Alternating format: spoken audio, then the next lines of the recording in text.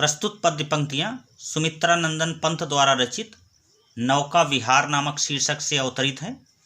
इन पंक्तियों का अर्थ देखें। चांदनी रात का प्रथम प्रहर, हम चले नाव लेकर सत्वर, सिकता की सस्मित सीपी पर, मोती की ज्योत्सना रही विचर, लो पाले चढ़ी उठा लंगर, मृदु मंद मंद मंथर मंथर, लघु तरणी हंसिनी सी सुंदर, तिर रही खोल पालों के पर, निश्चल जल के शुचि दर्पण पर, बिंबित हो रजत पुलिन निर्भर। इन पंक्तियों में कवि चंद्रमा की रोशनी में गंगा की शोभा का वर्णन करते हैं और कहते हैं कि चांदनी रात के प्रथम प्रहर में एक छोटी सी नाव लेकर नौका विहार हेतु तेजी से गंगा में हम आगे बढ़ जाते हैं।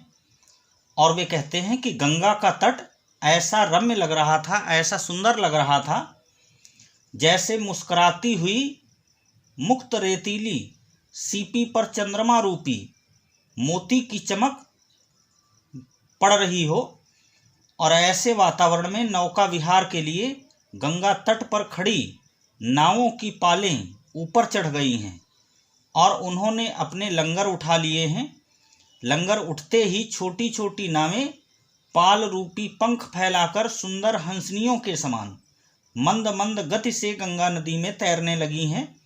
गंगा का जल शांत है, जो शीशे के समान प्रतीत हो रहा है और जिस पर चांदनी में स्नात रेतीला तट प्रतिबिंबित होकर दो गुना शोभायमान हो रहा है। अगली पंक्ति देखें।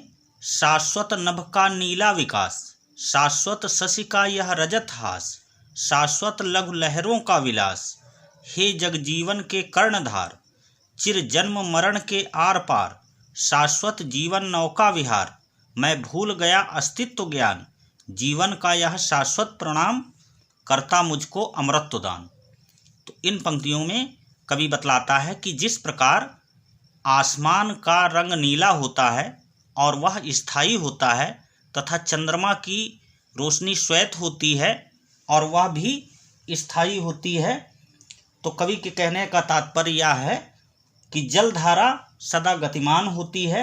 जो जल कण आगे बह जाता है वो दोबारा लौटकर नहीं आता है और जो जल सागर में चला जाता है उसका अस्तित्व भी खोया सा लगता है, किंतु वह भाप बनकर जल, ओस, बर्फ आदि अनेक रूप धारण करता हुआ फिर धारा में प्रवाहित होता रहता है। ठीक उसी प्रकार जलधारा के समान ही जीवन का भी अस्तित्व है, अर्थात जीवन का भी जलधारा के समान ही प्रवाह बना रहता है और इसीलिए जीव अमर रहता है, मृत्यु के बाद फिर से नवीन जन्म को प्राप्त करता है और आत्मा अमर होती है।